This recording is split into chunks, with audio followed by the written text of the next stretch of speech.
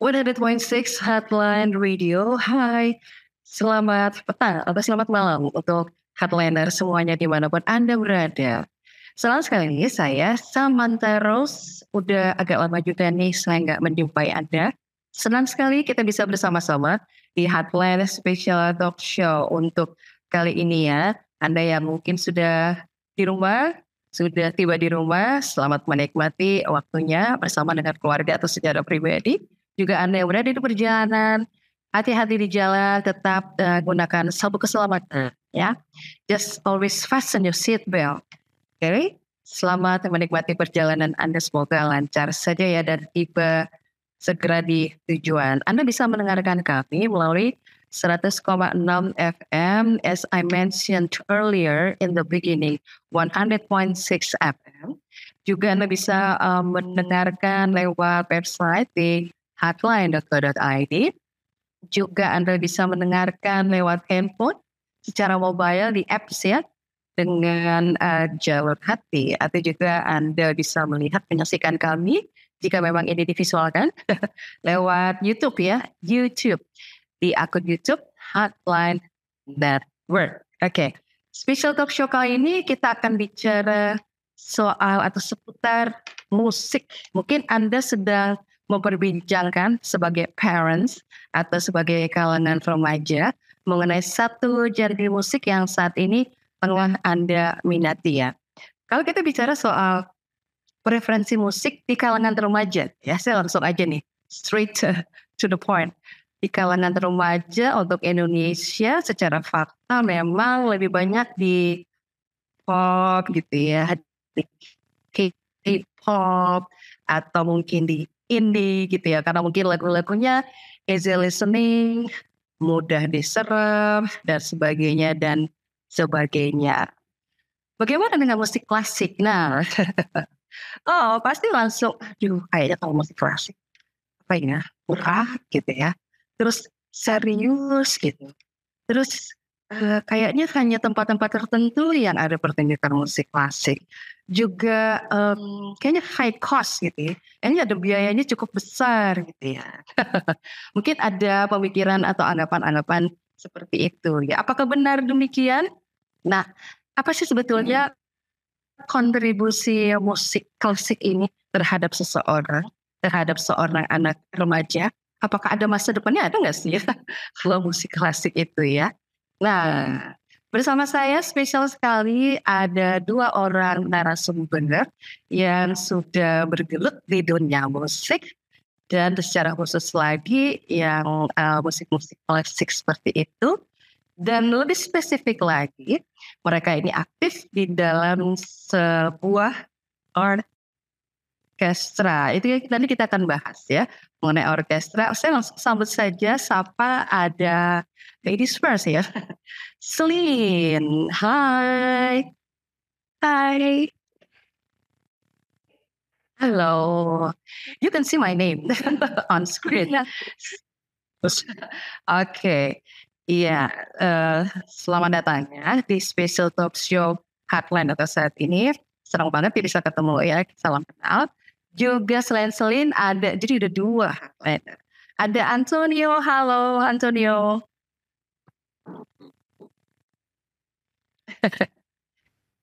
I can hear your voice. Halo. Kalau di dada aja, yang nonton YouTube sih ngerti. Hey, welcome to Heartland Special Talk Show. Saya ingin tanya ya ke Selin deh. Kalau Selin ini memang udah suka dengan musik atau musik memang udah sebagai hobi, correct? Yes. Jadi, I grew up in like a really musical environment. Jadi, sejak dulu saya sudah belajar musik, lebih khususnya alat musik harpa dan piano dan Harpa dan piano. dan juga vokal. Jadi menyanyi gitu. Dan sejak itu, I think my love for music has grown more. So, like I think music is a great way to express my emotions. Well, I think it's a really great form of art. Oh, I agree with that. Jadi Sulit sudah memulai musik sudah dari kecil, ya? Itu sih semuanya. Oh, sejak kalau untuk musik harpa itu sejak saya berusia 5 tahun. Oke. Harpa duluan berarti. Yeah, no.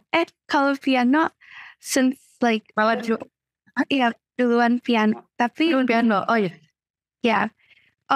But personally, I like art more. So. Oke. Jadi lebih dulu piano and then baru harpa ya. Itu you can handle that two instruments well. Yeah. I think since I've been playing since I was younger, itu kan ada banyak luang waktu. Jadi I think it was a great thing to learn music instruments. Okay. Apakah itu pilihan, is it your choice, piano or encouraged by your parents and harpa as well? Oh, kalau piano, when your parents maybe Celine, you can you study, you have a course lesson piano, and then you just said, "This one, I like it," or like what? Kalau piano, so they didn't ask me. I think they just enrolled me in piano classes, but I happily joined them. Okay.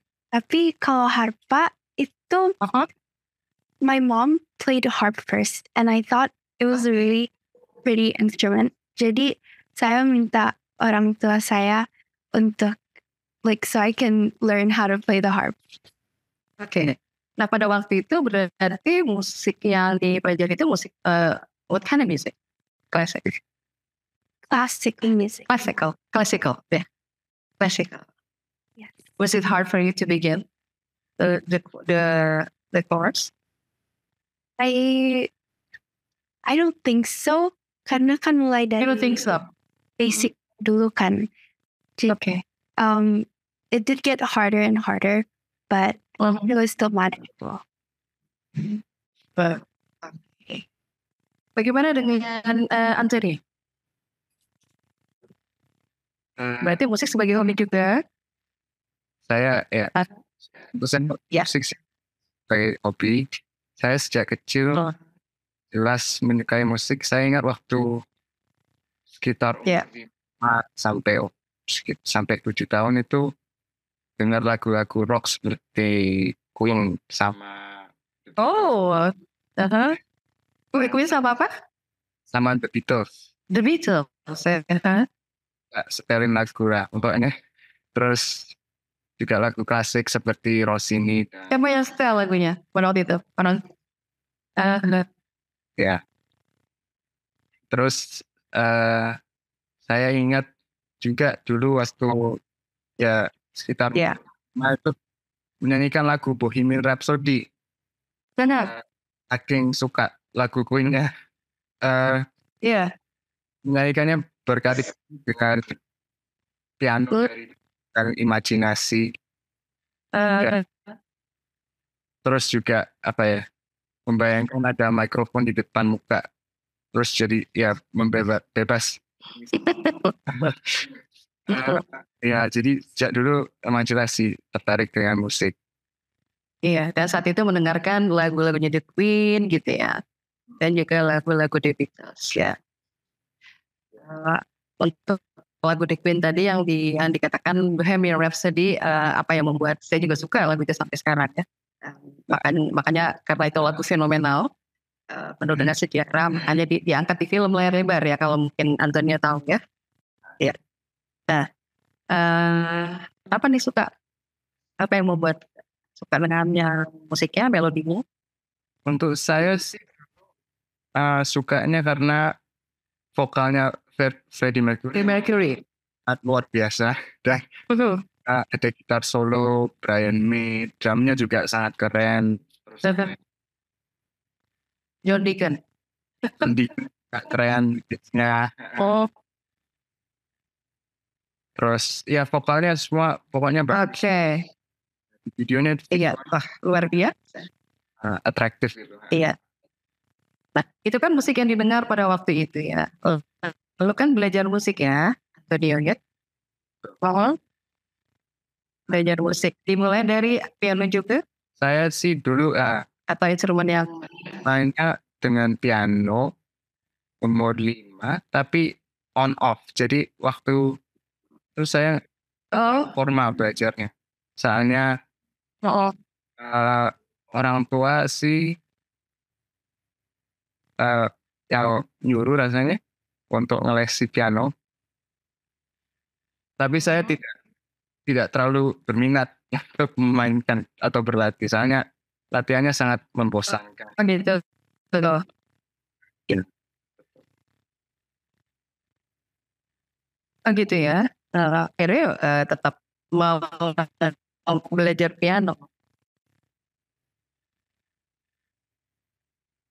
Nah, Dorongan dari orang tua. Apakah ada dorongan dari orang tua yang membuat Antonio juga ya udah tetap belajar piano? oh enggak, jadi kebetulan waktu pandemi kan Oh, stuck at home, nggak bisa ngapa-ngapain. Terus tiba-tiba ada perasaan atau keinginan untuk main piano lagi gitu. Jadi eh, ya sejak itu sampai sekarang eh, lebih teratur lah latihan pianonya. berarti udah berapa lama bermain piano? Ini sudah 4 tahunan. Tahapannya. Jadi situasi bisa merubah keinginan ya, bisa merubah mood juga ya, keputusan.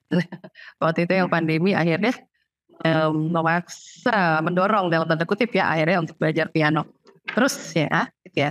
Selain instrumen piano, instrumen apa yang dimainkan? Pelajari oleh Antonio. Saya juga main sejak umur 8 tahun. Oh, Jadi zaman dahulu. ada option untuk belajar biola atau piano. Saya tidak terlalu ingat, tapi waktu itu saya sangat suka dengan suara biola, jadi saya memilih untuk belajar biola duluan. Iya. Jadi ya sejak itu sampai sekarang masih suka main biola. Oke. Saya kembali ke Selin ya. Dampak belajar musik sekian tahun bagi yang orang banyak tahu juga itu kan bahwa musik itu kan bisa memotivasi, bisa mengajar kita mengontrol waktu, bisa banyak hal-hal positif yang kita bisa dapatkan dari musik itu ya. Baik dia sebagai pendengar, penikmat musik, atau juga sebagai pemain musik. Nah, apa yang dialami oleh Selin secara pribadi, ada perkembangan tertentu apa yang diperoleh, yang dirasakan selama bermain musik? Mungkin sebelumnya sekarang setelah belajar musik terasa gitu ya, bisa lebih tenang atau bagaimana? Oke. Kalau untuk saya, sebagai pemain musik ya, eh, eh, itu kan harus konsisten untuk latihannya dan untuk ada hasil yang bagus itu pasti we have to have hard work and patience. Dan Right. karena I think it made me a really patient person. It it made me understand the value of hard work and discipline. And musik itu juga so far it's helped me academically. Bukan cuma dengan bermain musik, tapi juga kalau mendengarkan musik itu membantu stay concentrated dan also it motivates me. Oh, that is so wonderful. Ya, berarti selain juga pemain musik juga sebagai pendengar musik itu ya. Musik sendiri yang dimainkan juga mungkin musik orang lain yang memainkannya. Ya, seperti itu. How about you, Antonio?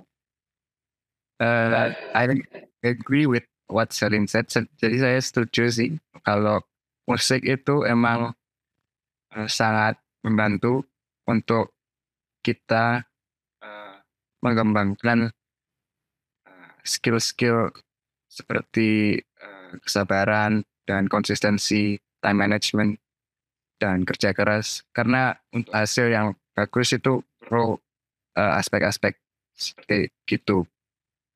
Dan tapi untuk saya jujur pribadi tidak terlalu membantu secara akademis, karena kalau mendengarkan musik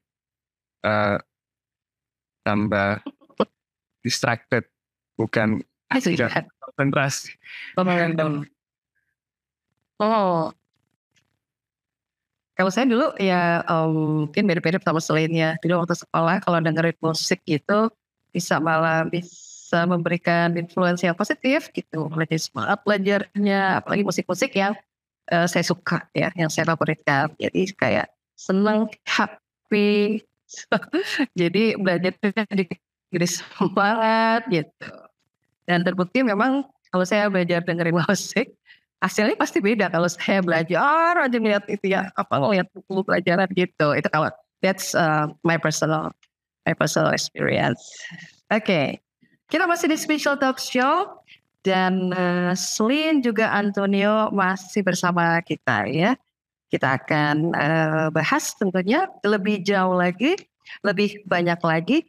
Dan Headliner, mereka ini adalah juga bagian, bahkan juga seorang founder. Founder apa itu? Light Ministry Orchestra. Kita akan lanjutkan setelah yang berikut ini. Terima kasih Anda terus mendengarkan Special Talk Show. Ada Celine, ada Antonio, dan Light Ministry Orchestra bersama saya, Samantha Rose. Katanya ke Celine nih, sebagai founder dari Light Ministry Orchestra atau LMO ya, disingkat seperti itu. Gimana nih mendirikan atau sejarah mendirikan dari Light Ministry Orchestra? Yeah. So we first had the idea of me and my two other friends, Edmund and Maddie.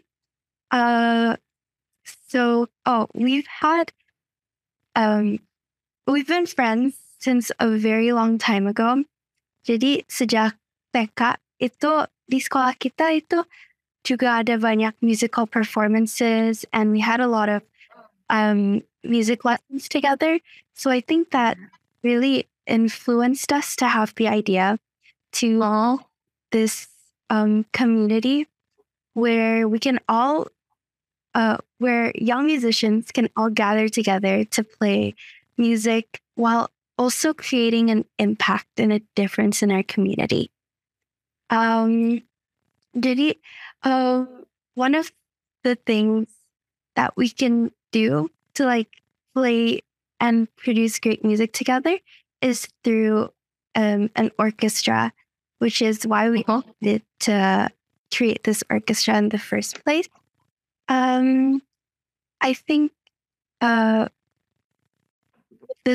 with us helping each other and also the support of our parents, we were able to create Light Ministry Orchestra.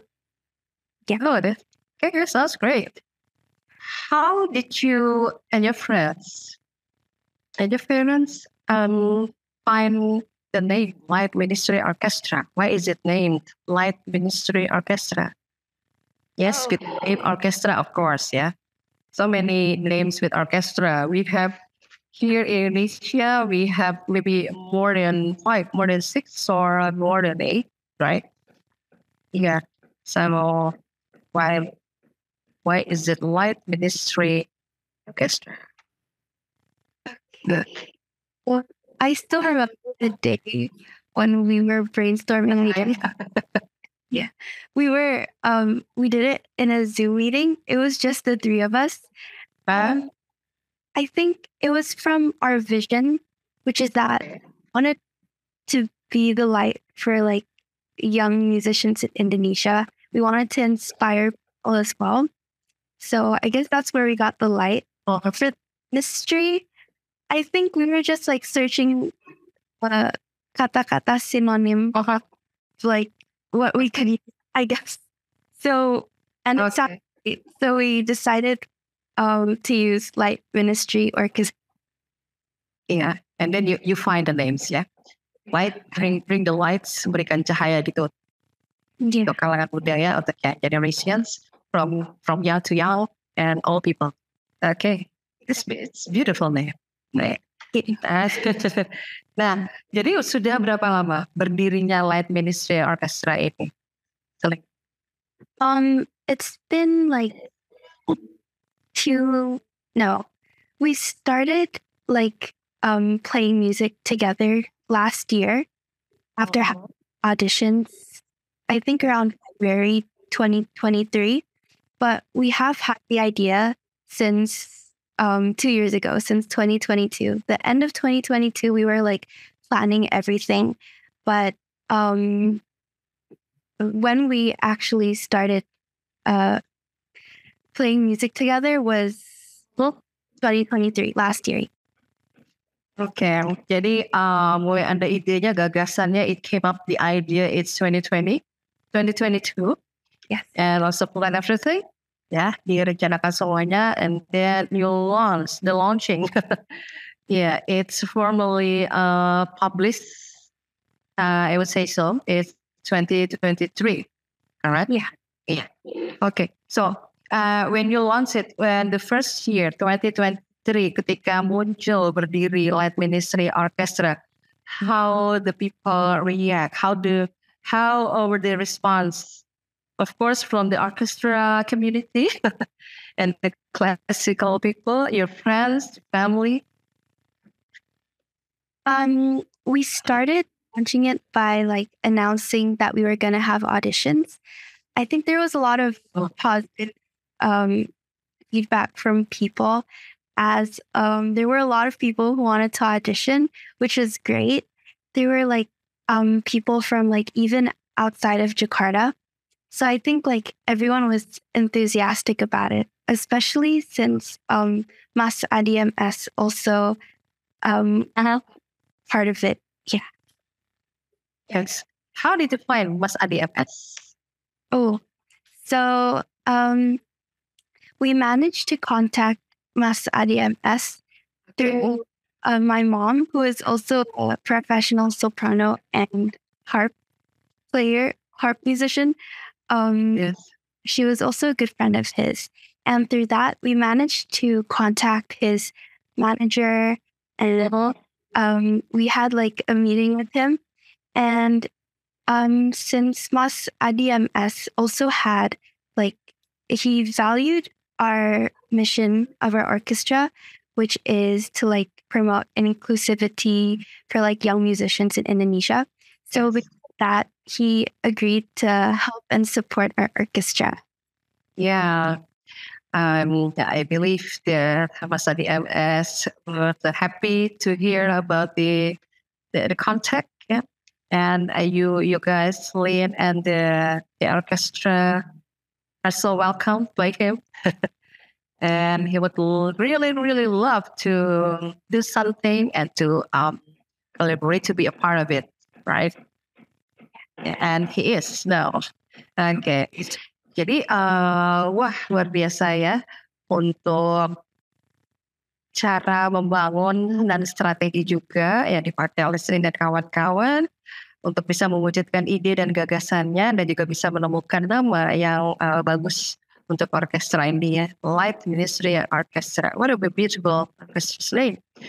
Nah, bagaimana dengan kegiatan-kegiatan dari Light Ministry Orchestra ini sendiri sejauh ini, so far? So, since we are having, we have been having weekly rehearsals and practices where where all of us gather together to practice all of the pieces for the orchestra. And other than that, other than annual concerts, we also sometimes visit schools around here in Asia. Yeah, like for example, last year we visited Sekolah DPK, which is a school for children with special needs. We able to perform music for them, and they also performed music for us. So it was a really great day where we all played music for each other, and we also got to learn from them as well as them learning from us. Okay, wow, that's really beautiful to hear and to know about the activities of Land Ministry Orchestra. You have any special hope? In the future, Or maybe Emma, is it too early for me to to ask about that? I think they would be okay if you have a certain hope. I think for now, I just hope that we can be a better advocate to like promote inclusivity for like the young generation of musicians here in Indonesia, and that more people can be inspired. I think that would be it for now. Yeah, so you are the success story, and you are, or you represent young generations for a music life, for a classical music yang mungkin diragukan orang-orang gitu ya. Kayaknya susah, berat, gimana gitu ya. Banyak pemikiran-pemikiran yang sudah bisa membatasi minatnya sebenarnya. Bagaimana untuk Antonio? Are you positive about the future of light music? You positive with the future of light music orchestra for the young generation? It can inspire them that good. Super positif. Super positif. Oh, excellent. Oke, kita akan break sebentar ya. 100.6 Heartline Radio. Terima kasih. Anda masih terus mendengarkan Special Talk Show bersama Light Ministry Orchestra. Ada Celine, ada juga Antonio. Mereka ini dari kalangan remaja. They're still teens. And they're into classical music. They're into orchestra. They're doing their life very great and happy. Oke, saya akan tanya mengenai tantangan nih ya untuk anak-anak muda sekarang ini. Apa yang menjadi tantangan terbesar gitu ya bagi anak-anak muda yang generation saat ini, sehingga dari musik itu apakah susah untuk dijadikan solusi untuk mengembangkan kepribadian anak-anak sekarang atau bagaimana? Celine. Jadi, I think apalagi the rise of social media, it can cause a lot of like unrealistically high expectations for us and the young generations. And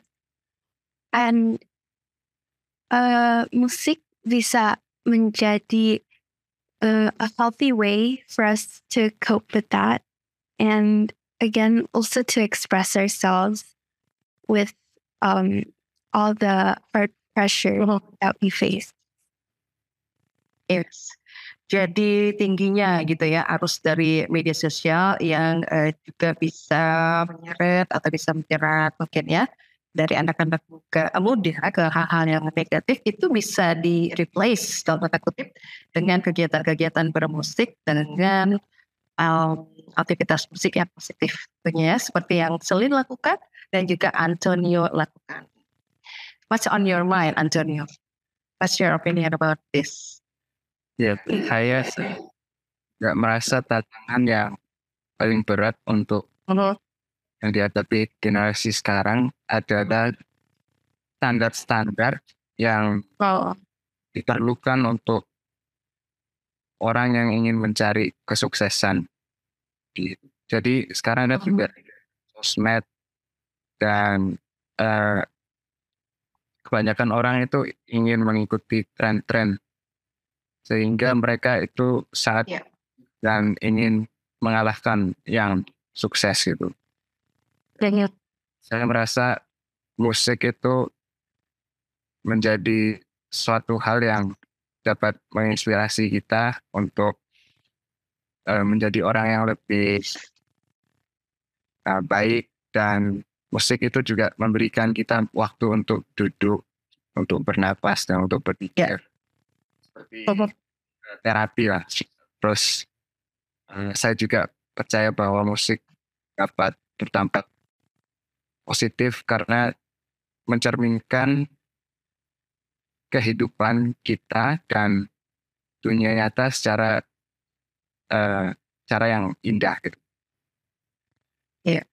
wow, itu super positif ya dari Antonio. Jadi musik itu bisa sebagai inspirasi, juga bisa memberikan hal-hal yang benar-benar baik dan positif, dan bahkan suatu keindahan. Ya, siapa yang tidak ingin keindahan di dalam kehidupan ini? Tentunya kalau bicara indah berarti segala sesuatunya positif ya, baik adanya.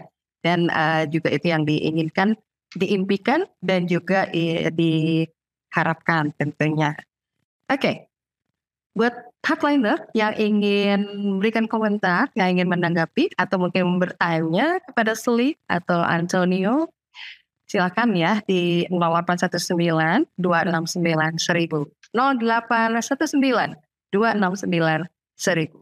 We'll be right back. Oke, Hardliner, kembali lagi bersama saya, Samantha Roslyn, dan juga Antonio dari Light Ministry Orchestra. Dengar-dengar ada event nih di waktu mendatang nih. Apa nih eventnya? Slin. Jadi Light Ministry akan mengadakan konser yang berjudul A Million Lights pada tanggal November 3, 2024. Konser ini bukan we're not only gonna play pieces from like the classical music genre, tapi juga akan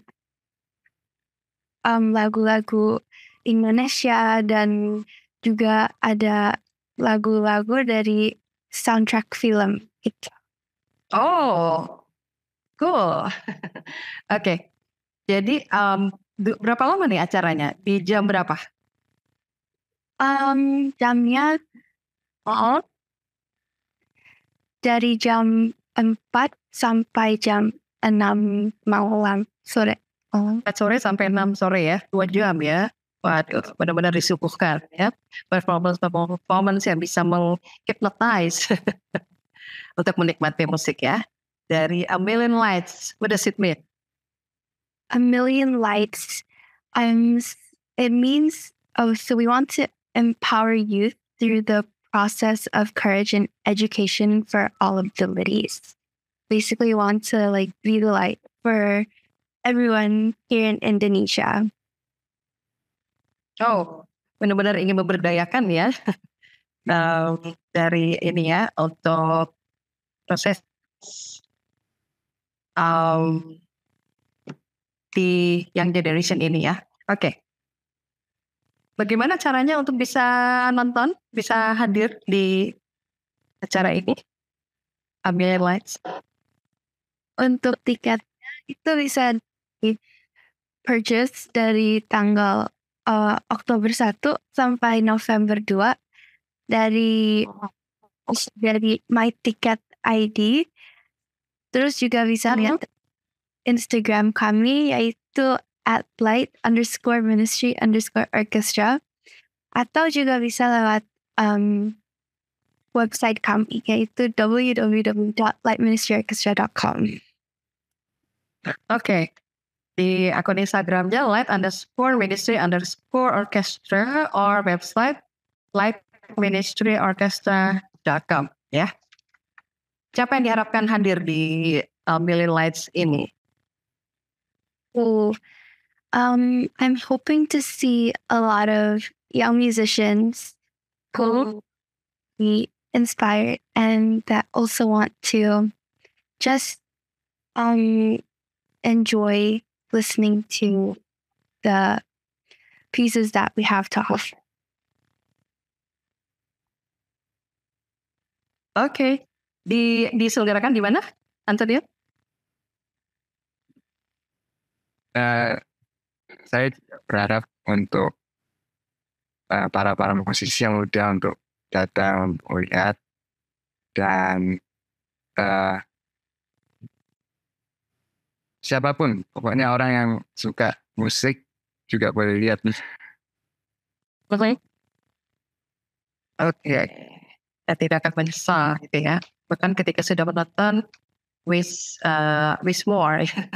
Iya. A Million Lights diselenggarakan di Jakarta. Di mana, Selin? Di Aula Sinfonia Jakarta. Aula Simfoni Jakarta. Where is it? In Central Jakarta, East Jakarta, West Jakarta. I'm not good with locations. I think it's in Kemayoran, Jakarta Pusat. Yeah? Jakarta Pusat. Okay, we're coming to the end of our special talk show. Do you have any special message to young generation? Which to motivate, to encourage them about music and the future? I would say the young generation, just do what you love and don't let your actions from everyday life stop you from doing what you love, basically, yeah. Itu dari Selin. Do what you love. Dari Antonio. Saya juga ingin generasi saya untuk menjadi lebih positif dan lebih percaya diri. Apa yang kita passionate itu tidak pernah terlambat untuk dilakukan atau untuk memulai, untuk berlatih. Dan seperti musik itu tidak pernah terlambat untuk berlatih atau dipelajari. Jadi saya ingin generasi saya juga untuk lebih terinspirasi lah untuk melakukan hal-hal yang berguna bagi banyak orang.